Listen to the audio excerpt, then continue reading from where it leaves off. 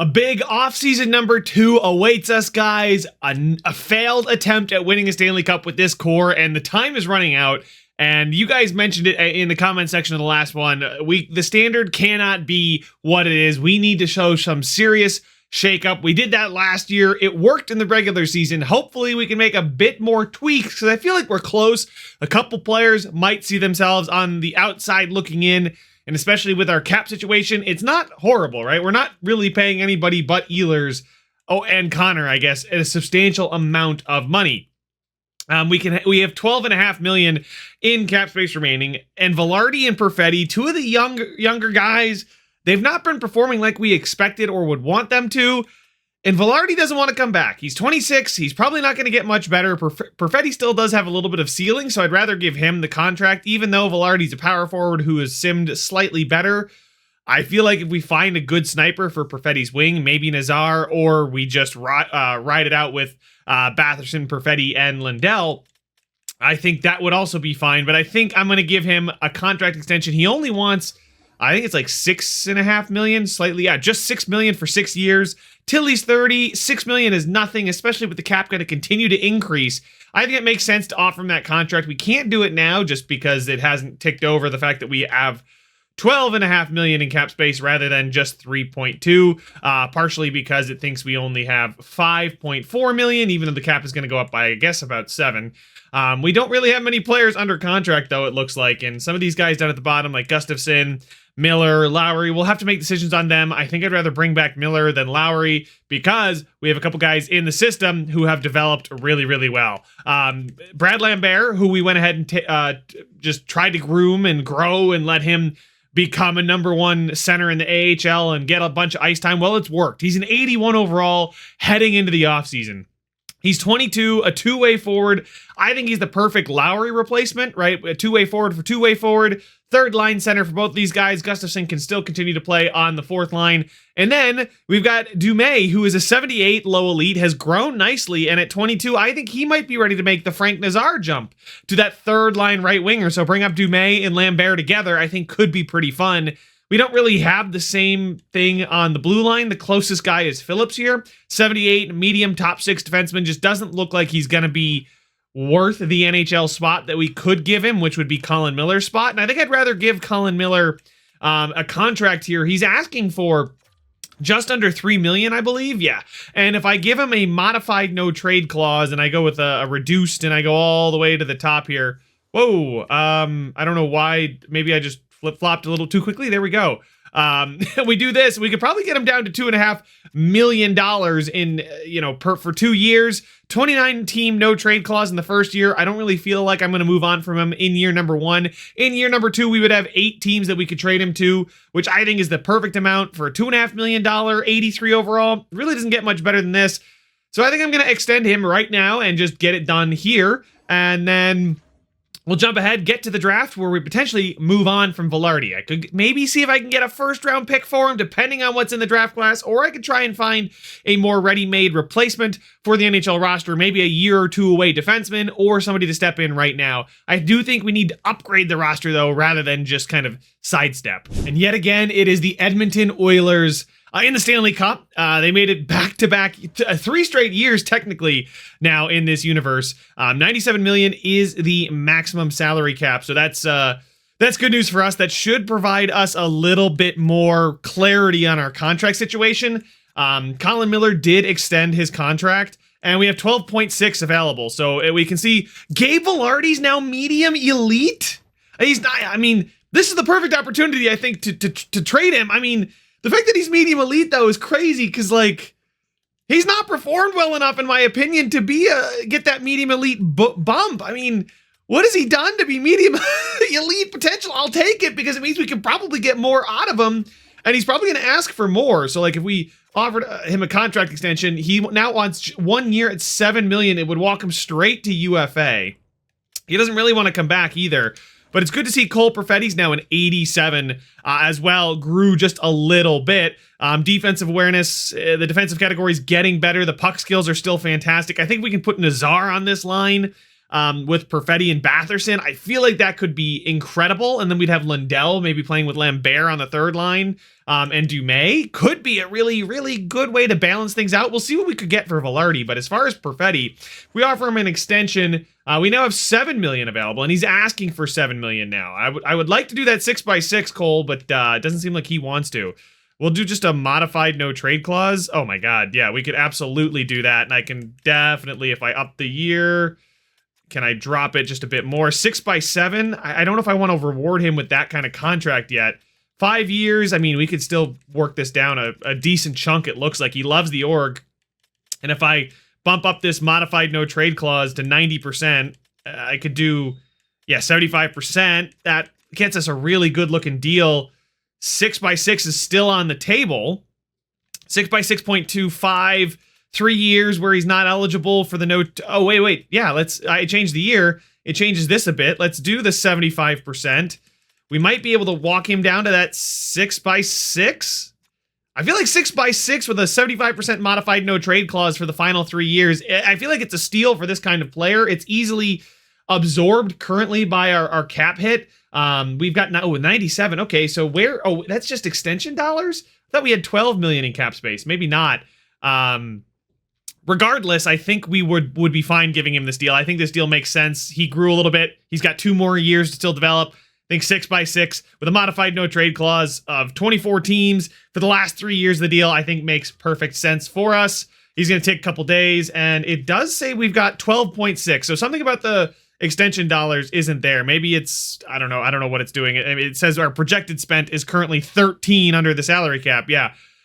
I'm not entirely sure if it's factoring in maybe the RFA, like if we just qualified all these guys, what it would take, but I think we're going to have enough cap space. So let's go ahead, jump ahead, get to the draft, and kind of assess the plan we want to go forward with. And we get to the draft lottery, and Columbus jumps from 6-1, Utah from 8-2, Anaheim, Montreal, Seattle, but everybody's dropping. Anaheim drops from 1-3, Montreal from 2-4. That's tough. Buffalo in the top 6, so interesting to see that they're still up there. Otherwise, no big storylines here from the draft lottery. We've got the Central Scout rankings. I don't want to do the draft interviews. Who has retired? Anybody notable? Anybody substantial? It looks like Jack Johnson was a Buffalo Sabre. Take a look at games played. Yep, Matt Martin, Reeves, Little, Nash, Ellis. Wow. Is Blake Wheeler still? Yeah, he's got to be still playing. That's crazy. Any goaltenders retired? Enroth retired, but I think Blake Wheeler might be 40 and still playing. As far as coaches retiring, Manitoba and then Winnipeg. Nope. So I think we're good on coach retirement, so we can keep our coaching staff around. Ryan Reeves is now a scout. We're good to keep simming. I'm not going to do the draft interviews. And we take a look here at our plan for the NHL entry draft. As far as what we have available to pick, what pick do we currently have? There's a couple guys that I looked at that look pretty good. Projected picks, pick number 28, and then the 24th pick in the second round. So it's kind of moving around a little bit, but we have these 3 thirds. Obviously, maybe we can pair a third and Velarde to get something decent in return, something to impact the roster currently. But 28th overall could definitely move that one. Wait, 28th overall? That doesn't make sense. We lost in the first round. We should be much higher than that. Either way, I guess that's around where we're picking, right? We weren't the 4th best team to, right? We didn't make it to the semis. We lost in the first round. We should be in the low 20s, but you can see that McKenna is still the star of this draft. I know sometimes there is another medium franchise that appears. Apparently we haven't scouted Tiny Kraus. Oh my God, Tiny Kraus is a fantastic name for a goal scorer. Ethan Belchetz as well. But we take a look here. We're probably in this range more. Yeah, it says we're like 19th here.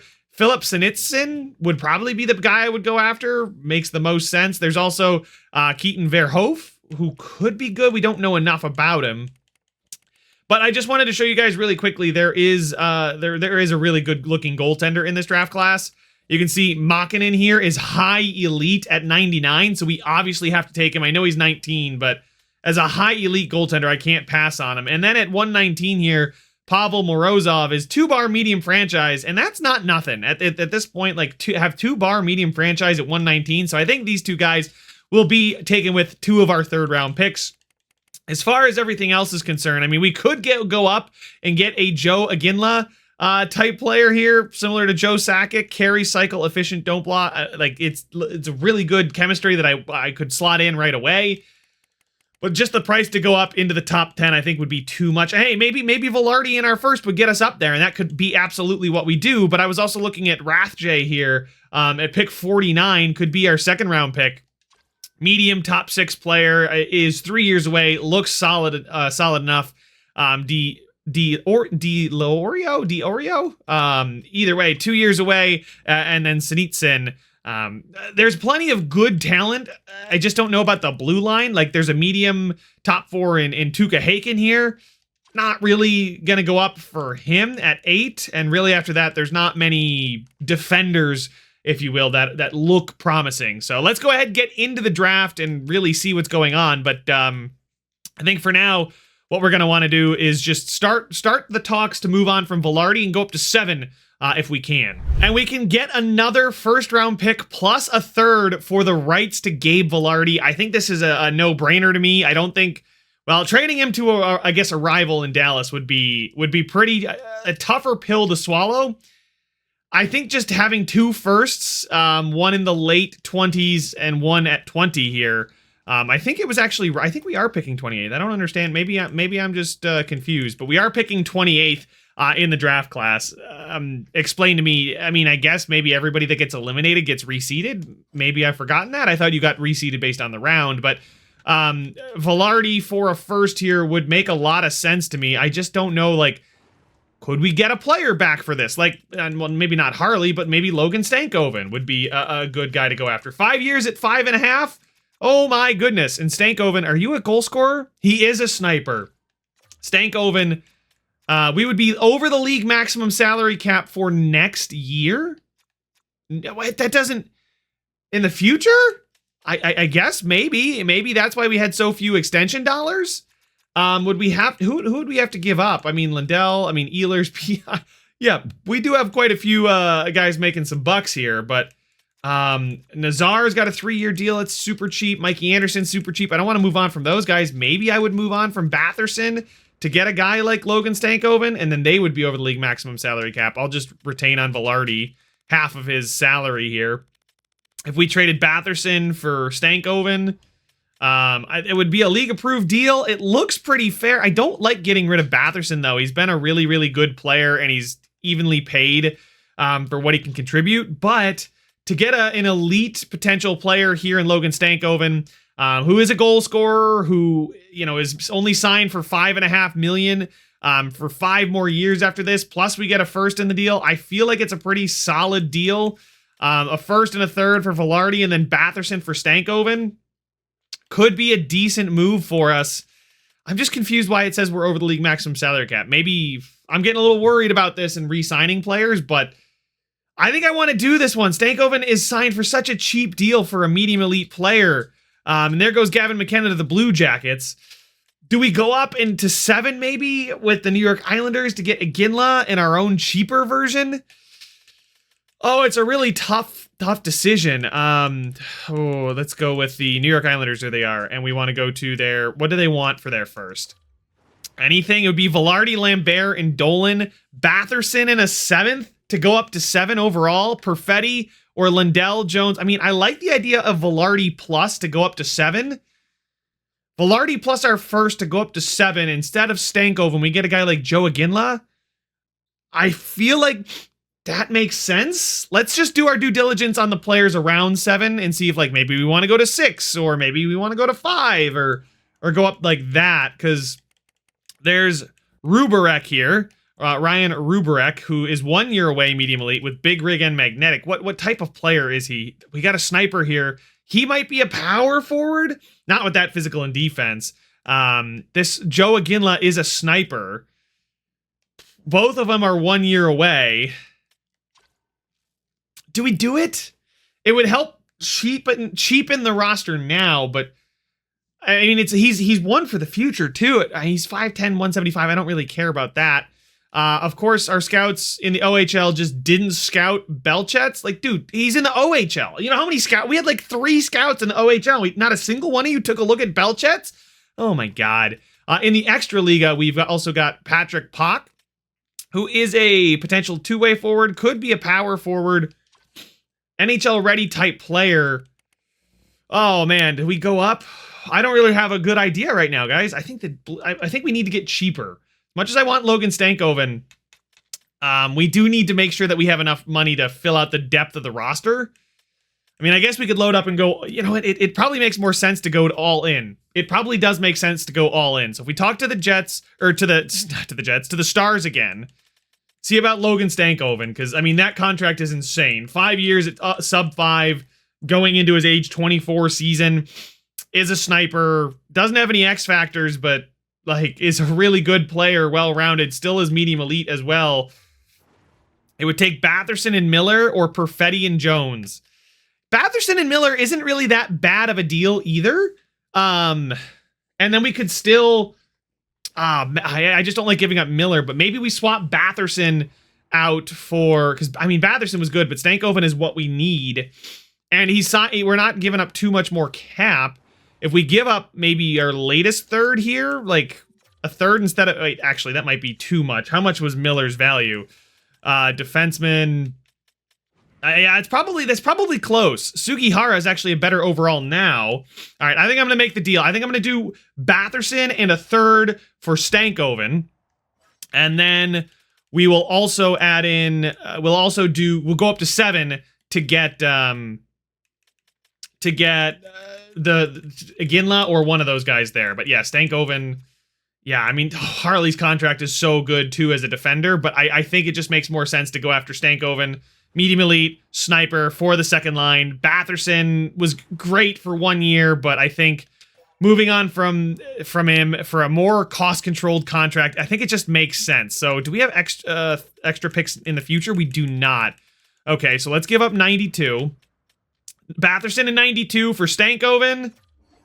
Rejected, sweeten it just a touch. All right, I will throw, actually, yeah. You know what? No. I'm going to quickly do this first. I'm going to find a trade for our 2 7ths, and that'll probably net me an extra third. And then, so we'll add that, and we'll add that, and we'll probably get like a third. Thomas Tatar, nope. I just want, there's a third. We can get a third from the Sabres. There's a future third. There's a third this year. We're getting thirds this year. We've got 96th overall, 76 overall from the Capitals, and we get a player. 76 overall there.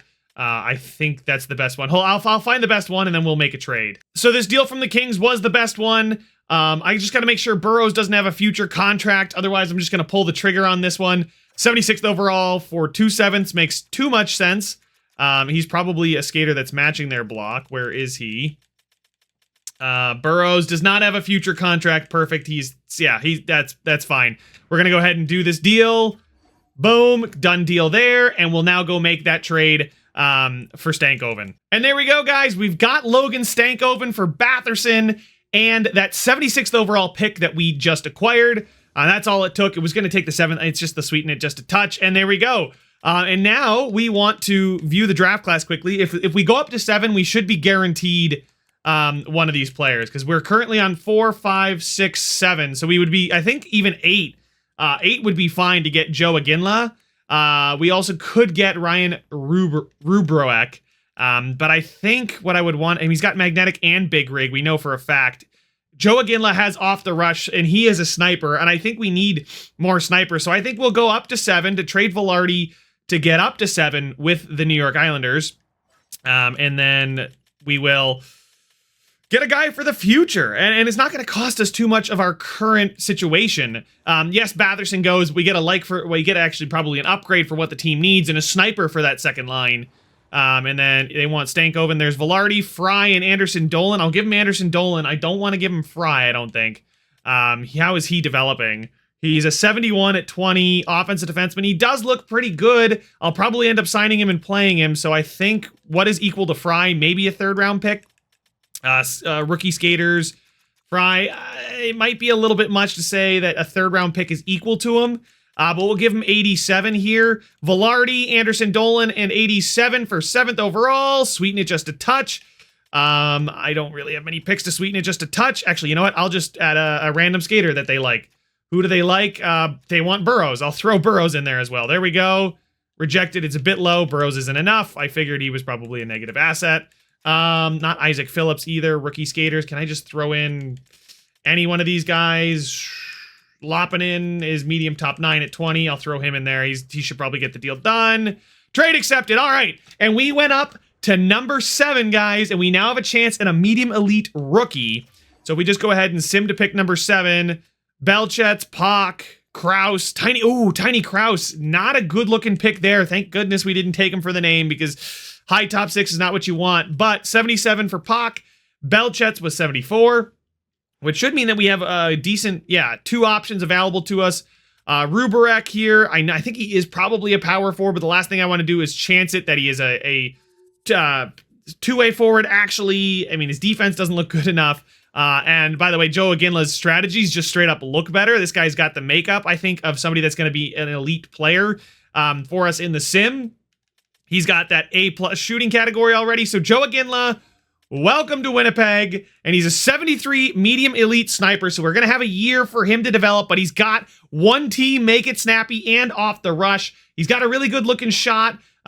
His offensive awareness and passing are still pretty good. He's got a little bit of development to do because that wrist shot accuracy is pretty poor. That scares me quite a bit for a medium elite that we just went up to get at 73 overall. He's not a sure thing by any stretch, but for Velarde and what we've done, we've got Stankoven. We had to give up Batherson for him. And we have Joe Aginla, who we've had to give up Velarde. So those are essentially what we gave up. The forward core is going to look a lot different. Lindell with Stankoven and Perfetti. I think that's what's going to unlock Perfetti. I'm hoping that a bona fide sniper is what unlocks him, but we'll see. For now, that is the moves we're going to make. Let's jump to the second round. So before we get to the second round, I was just taking a look at Stankoven, confirming what I had already done, but I didn't show you guys. His giveaway to takeaway ratio in 2 years has been off the charts, and he's a sniper. They've only been playing him 15 and then 16. I mean, he's been probably playing low second line ice time. And I say low second line because he's probably not getting too much special team time. 13 power play points and only 1 power play goal, meaning he scored 21 even strength power play goals. But he is a shooter. You know, he's taken over 200 shots in both of his seasons. He shot 11%, which is more in line with his career average. You know, the 11.8 here. He had a 7.1 in the first year of the sim, 11% last year. And I think the fact that he's only taking 16 penalty minutes, oh, there goes a pick, and you guys saw it. His takeaway ratio is insane for a sniper. So hopefully he can be a quality addition to our team. And I completely forgot, guys, we still have our first round pick, and I would like to actually make this pick just simply because I'd like to find some more young players that can contribute sooner rather than later, but just still provide some depth in the organization for us. Stevens here, 1 bar medium elite. We don't, nope, that's not Stevens. That's Nozick. I don't know why I was on Nozick. As far as like what we're getting, I mean, it's just take your pick. 2 bar medium elite here for a potential defenseman who's 4 years away. I don't love that. There's also Rathje here, so who we could just take. Maybe we trade out of this pick. There's also Wasil in here. We don't really know too much about a lot of these guys. Sharov. Yeah, there's not much in the way of what we know. So maybe I will move on from the pick. And there was a very, very interesting player who I could go after. I just want to make sure that the cap is going to make sense. I have a few other trades I'm cooking up as well, but we'll get 1 year of Jonathan Drouin at $2.5 million, as well as a 4th round pick next year for our 1st round pick this year. It just doesn't look like there's anybody around that's going to really contribute too much. Drouin can play center or left wing, and my thought is to play him on the 3rd line with Lambert and with Nazar. I think those 3 could be a just insanely good 3rd pairing. Jonathan Drouin has been playing power play time and like bottom 6 minutes, like 4th line ice time, 13 minutes, 12 minutes in both Colorado and Ottawa, 47 and 37, 36 and 33. It's certainly not bad at all. He did not do well in his face-offs. It's almost 800 face-offs taken, 43%. So we shouldn't play center, but he's getting 40 points a season from the bottom 6. I think he would be the perfect guy to play with Lambert and Nazar. I think a 2-way forward, a playmaker, and a sniper on that 3rd line is going to be beautiful. We've got, I think I'm going to do it. It's a 1-year rental essentially for Drouin, but only at $2.5 million. I'm not going to be able to find an 85 overall for that cheap. So I'm going to do the deal because I don't want to take the chance of ruining this pick by taking a medium top 9 grinder or something like that here at the end of the first. So we're going to propose the trade, get the 4th out of the deal, but Jonathan Drouin, welcome to Winnipeg. So I was looking around, just messing around with the Drouin trade, trying to make sure that there was no other options. Guys, I think this trade makes too much sense with the Philadelphia Flyers. Luchenko here, medium top 6 with 2 more years left on his ELC, an 80 overall playmaker who can play center or right wing. It would be perfect for that bottom 6 for us, or could even play in the AHL for another year if he needs to, but honestly, he looks really, really good.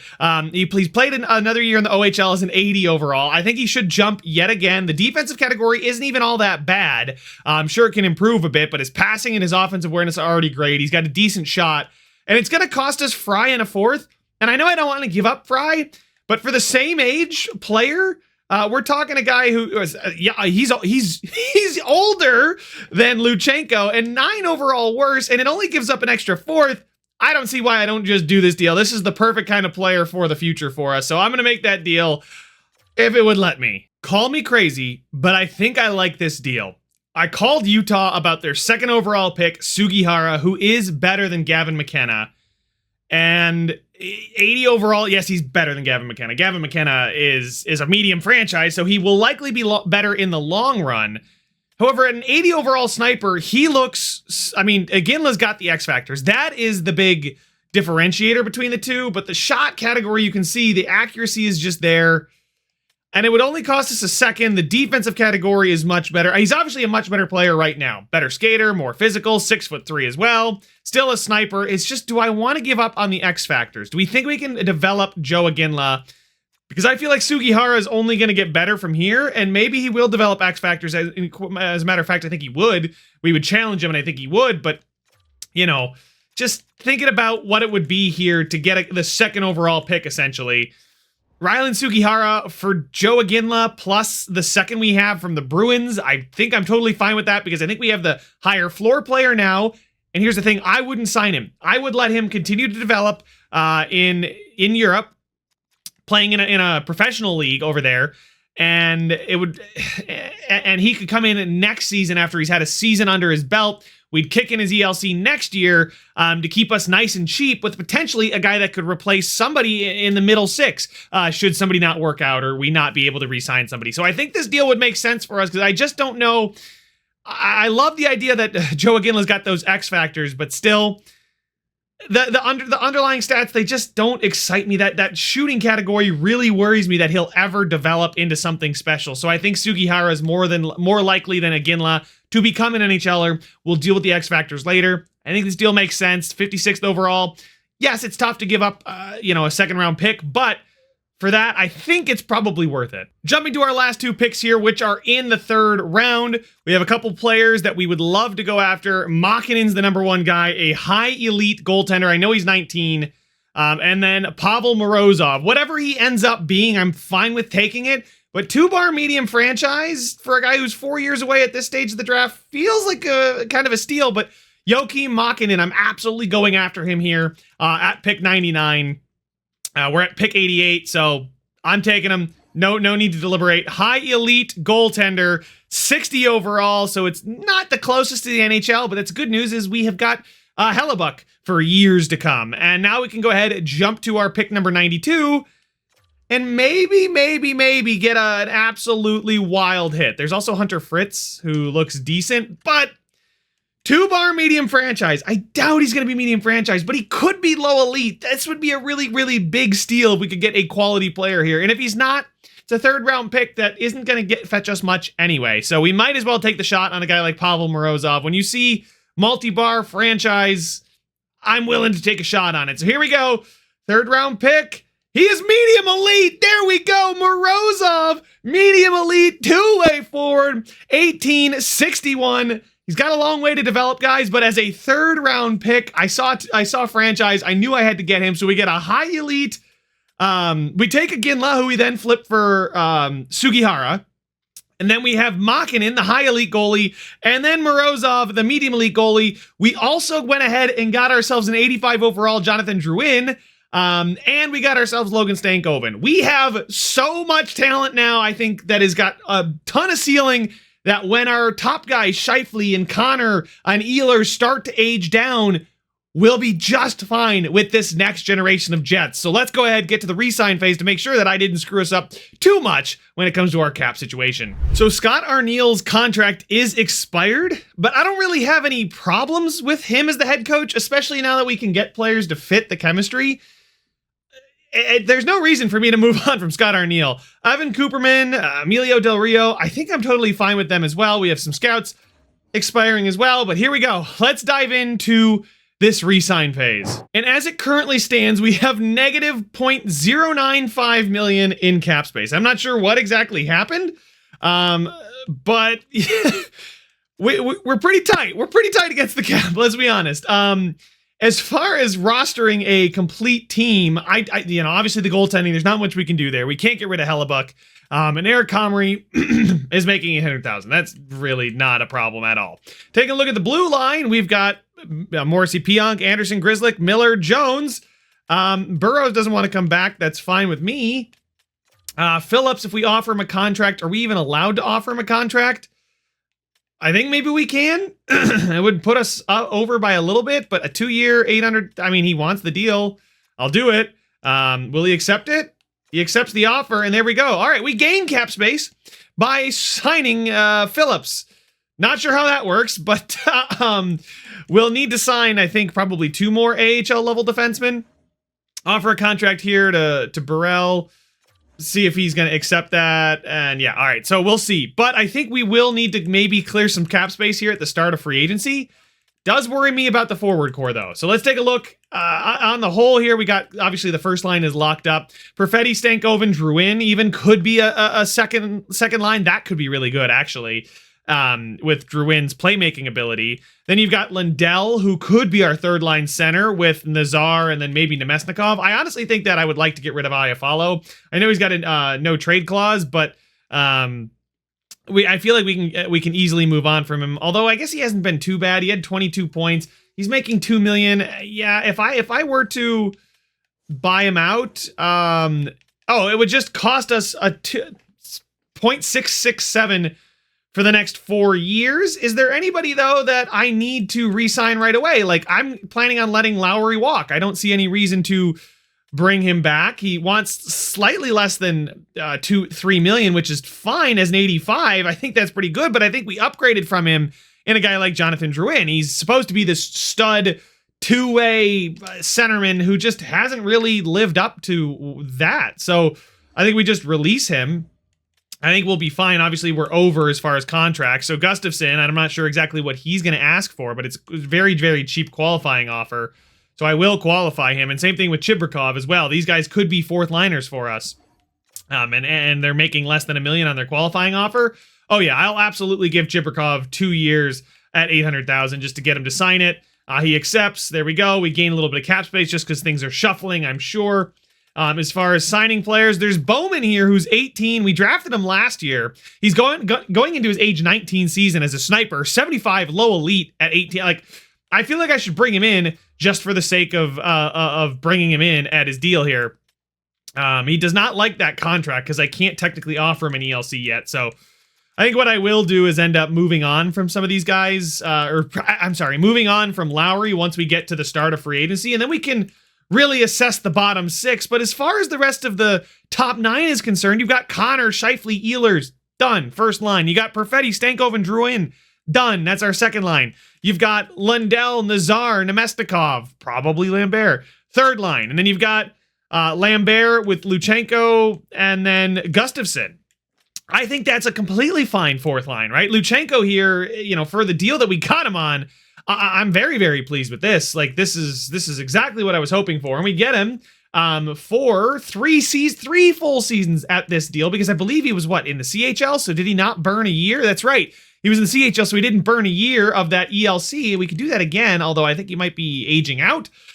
Sugihara, I'm not going to sign him, and I'm going to let him develop just so we can figure out this cap situation. And I feel like one of Nemesnikov or Iafallo have to go. Nemesnikov's doesn't have a clause, which would make him easier to move on from. But Alex Iafallo has not been nearly as good as Vladislav Nemesnikov, right? Nemesnikov was 22 points, -5, but we saw what he did in the year before, and I think he's been pretty good, giveaway to takeaway wise.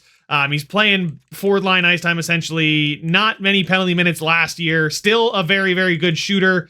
82 shots on the, 1 shot per game from the fourth line is pretty good. And getting 10 goals, shooting 12%. Absolutely sign me up for that. Yes, he's technically a year older, but Iafallo's $2 million. I'm going to get that off the books. We're hopefully going to bring back Gustafsson, and then I'll just fill out some depth in the roster. And I think, guys, we're completely fine. Like, defensemen, we're locked up with everybody, right? Morrissey, Pionk, Anderson, Grzelcyk, Miller, Jones. And then we just got to get a couple AHLers. And then the forward core, I mean, you've got Lambert with Luchenko and Gustafsson, or even Chibrikov if we wanted Luchenko to grow, or Lambert to keep growing, or something like that. So I think, guys, we might be completely fine. Oh, when I saw negative cap space, I got a little worried, though. And the last guy is just accepted the qualifying offer, so we are all set. We have signed pretty much everybody back that we needed to. If we just take a look at the re-sign players list again, we still are operating with $90,000 in cap space, which is dangerous, so I will still want to get rid of Alex Iafallo to whatever team will take him, but honestly, guys, I think we're in a pretty healthy situation. We've got $4.5 million in cap space next year. Should be about 6.5. You can see they project the cap going up by 1 million. I think it goes up by more than that. I don't have it memorized now, but really there's nobody. We'll see it expiring here soon. Gustafsson accepted the qualifying offer. Not sure why he's still listed there. Maybe he technically can't, but he is at least an RFA. He is tendered. Chibrikov accepted the 2-year deal at $800,000. Gustafsson, we'll see, but I think we should be in a good position. I'll fill out the rest of the AHL roster, but there's really no big free agent signings that we're going to be able to do. And would you look at that? Gabe Vilardi is technically a free agent. 6 years at $7.2 million is what he's asking for. He is tendered by the New York Islanders, so we can't just go scoop him back up. But it's pretty interesting to see some of these RFAs that are making it out into free agency. That's a lot. Anze Kopitar's out there too, but at 38, not really the guy I'm going for. So we're not big players in free agency. We did most of our deals via trades, so we don't have to overpay for players. We don't have a ton of cap space, and that's probably how we're going to have to operate here. As Winnipeg, we're probably not going to be able to outbid too many teams.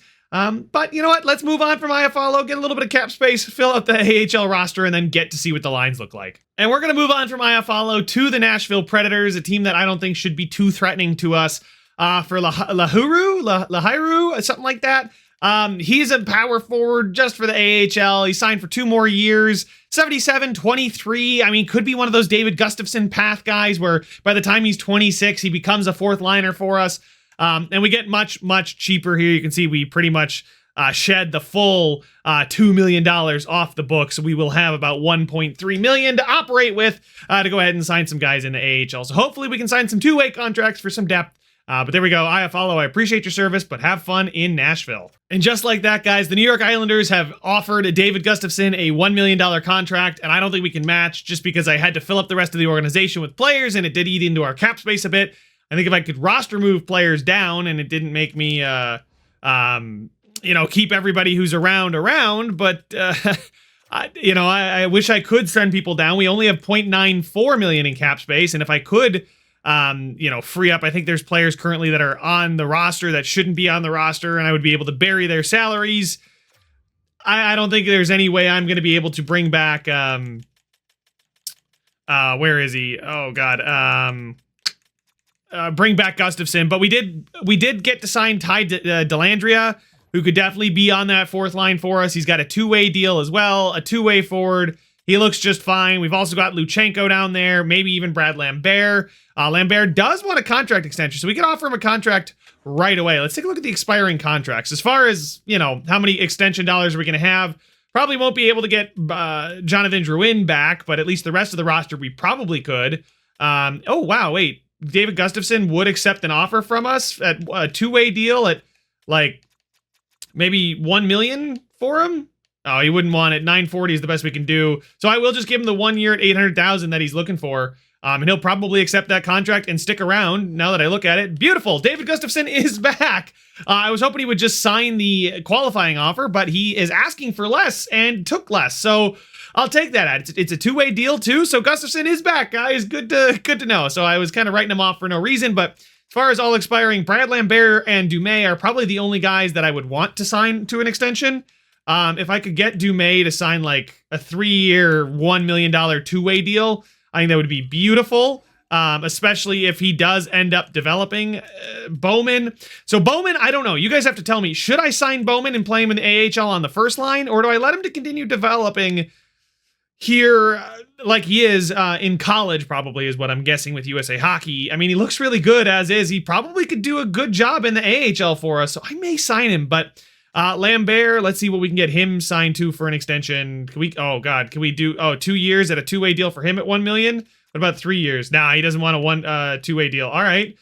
Maybe get him for a little, like $975. He might accept $975 for 2 years on a two-way deal as an 81 low elite. That might be really good for us. He'd be 24, and we'd really know what we have. And he's going to accept, so we do have Brad Lambert back, and that looks really good. I think that's going to help us out cap-wise a ton. All right, so despite Gustafsson saying he was going to resign, apparently the Islanders get him. Maybe it's because I had to give him match that offer, but all right, David, have fun in New York. You and Velarde can go hang out. We've got to work on the next generation of Jets. And there we go, guys. We are now ready to take a look at the lines and see what our team looks like heading into next season. And Frank Nazar did develop great. So did Cole Perfetti, by the way. 88 overall, first line forward now.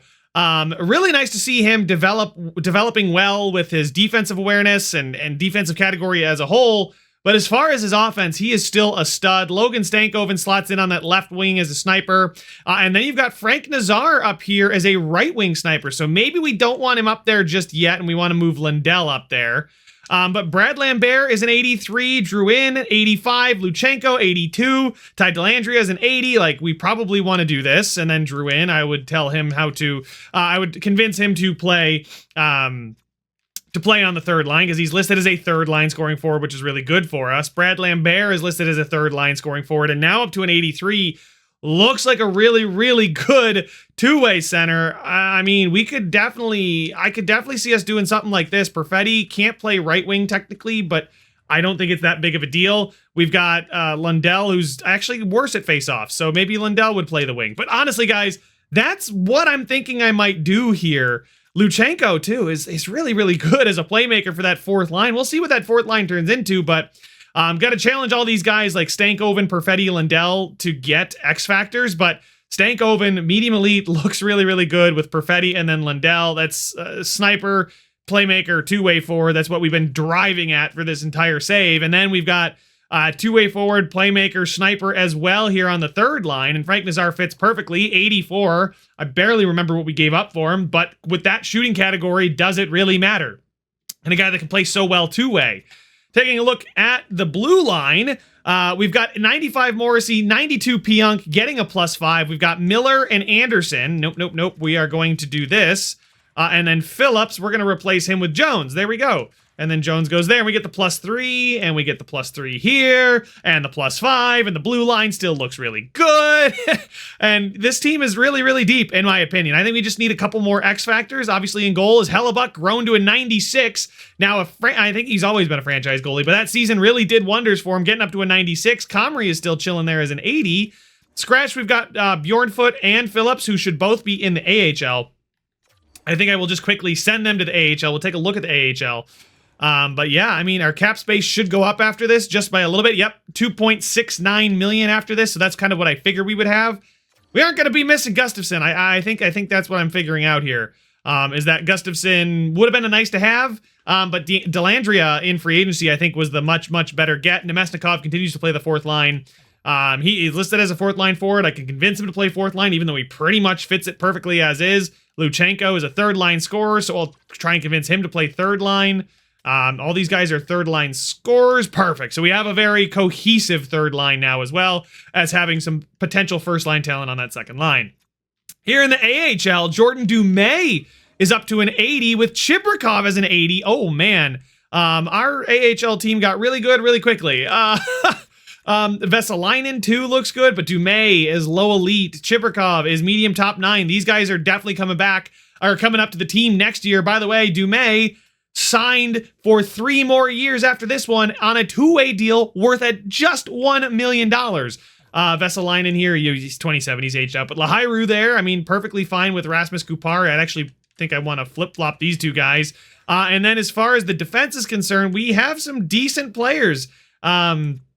Bjornfoot here is low top 4. Maybe he gets to be an 80 and you know, can replace Colin Miller in a year. Some medium top 6s here, and the medium top 4 and Lassie Thompson. Probably want to give him more ice time there. So put the 2 top 4 potential players. And I don't know, we have some potential depth coming up. And then obviously in goal is Milic, who's fringe starter. And then same thing with DiVincentis. I think I maybe said that right or wrong. I don't know. But Tyrell Bauer here is back. I mean, the guys, I think the team is in a really healthy spot for the NHL, though. I think I just want to challenge these guys to potentially work on their speed, because I think I forgot to do that. So hopefully we can get their speed up. It doesn't matter too much unless we jump in and watch. But I think I'm going to keep challenging them for the plus minus to the offensive and defensive awareness, guys. But the team looks so good. I'm really actually stoked for this. Maybe we can get Anderson or Grizzlick to get X factors. I'd have to figure out what they did last year. But honestly, guys, I think I'm really happy with this. How would you shuffle the lines? This is my first impression of what I would do with the lines. If you guys have something different, please let me know. But that's all the time I have for this one, guys. Make sure to leave a like if you enjoyed it. Subscribe if you want to see some more. And I will see you guys in the next one.